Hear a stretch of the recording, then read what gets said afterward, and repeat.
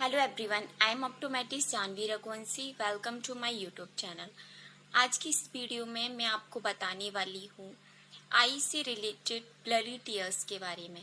जी हाँ, आपने blurry tears शायद ये टर्मिनोलॉजी सुनी हो, क्योंकि ये टर्मिनोलॉजी बहुत ही न्यू है एंड बहुत ही रेयर है।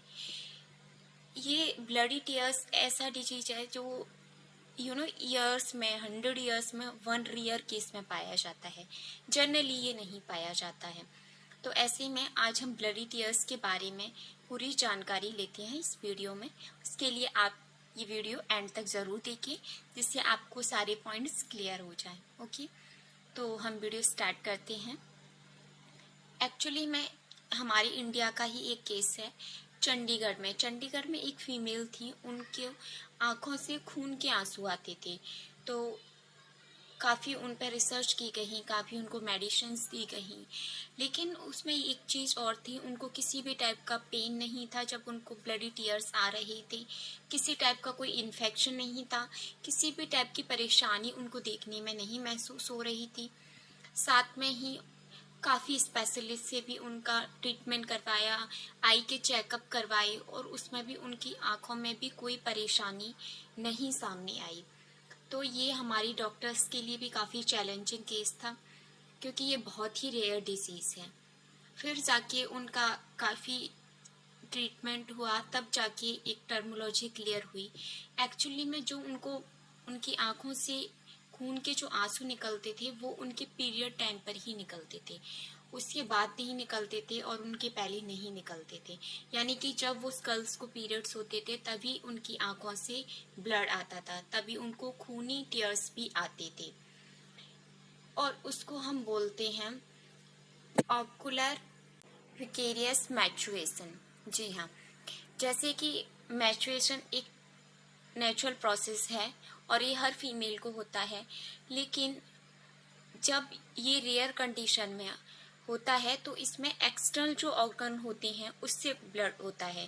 जैसे कि किसी की आई से ब्लड आ जाता है, किसी की नोज से, किसी के स्टमक से, किसी के ईयर से। जो भी हमारे एक्सटर्नल ऑर्गन हैं उनसे ब्लड निकलने लगता है, और ये बहुत रेयर कंडीशन है। ओके, उनकी आई से ब्लड निकल रहा था, इसीलिए उनका जो डिजीज था वो ऑकुलर विकेरियस मैचुरेशन था। और फिर उनका काफ़ी ट्रीटमेंट चला और फाइनली उनका हार्मोनल बैलेंस की मेडिसिन्स दी गई, और उसके बाद में उनकी ये प्रॉब्लम सॉल्व हो गई। उनकी आंखों से खून के आंसू बंद हो गई। लेकिन ये बहुत ही चैलेंजिंग केस था, साथ में ही ये बहुत रेयर केस भी है। और ऐसा नहीं है कि हमारी इंडिया में ही देखा गया है, इससे पहले भी मैक्सिको में एक लेडी थी, उनके पैरों से ब्लड निकलता था। उसके बाद में उनका ट्रीटमेंट हुआ तो उनका भी जो उनकी प्रॉब्लम थी वो सॉल्व हो गई, और उनके जो पैरों से ब्लड निकलता था वो बंद हो गया। उसके बाद में ये ब्रिटिश में भी एक केस देखा गया, जिसमें एक 12 ईयर्स गर्ल थी, उसके ईयर से ब्लड आता था। फिर इसका भी ट्रीटमेंट हुआ, हार्मोनल बैलेंस की मेडिसिन्स दी गई और ठीक हो गई। एक्चुअली ये होता क्यों है? वैसे ये हार्मोनल डिसबैलेंस की वजह से ही होता है। जैसे कि इंटरनल ऑर्गन से ब्लड निकलता है, वो एक नेचुरल मैचुरेशन होता है, नेचुरल प्रोसेस होती है।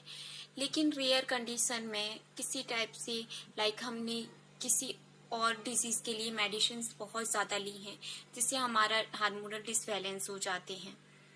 ये नेचुरल तरीके से भी हमारे हार्मोनल डिसबैलेंस हो सकते हैं, उसकी वजह से भी ये रेयर डिजीज़ देखने को मिल जाते हैं।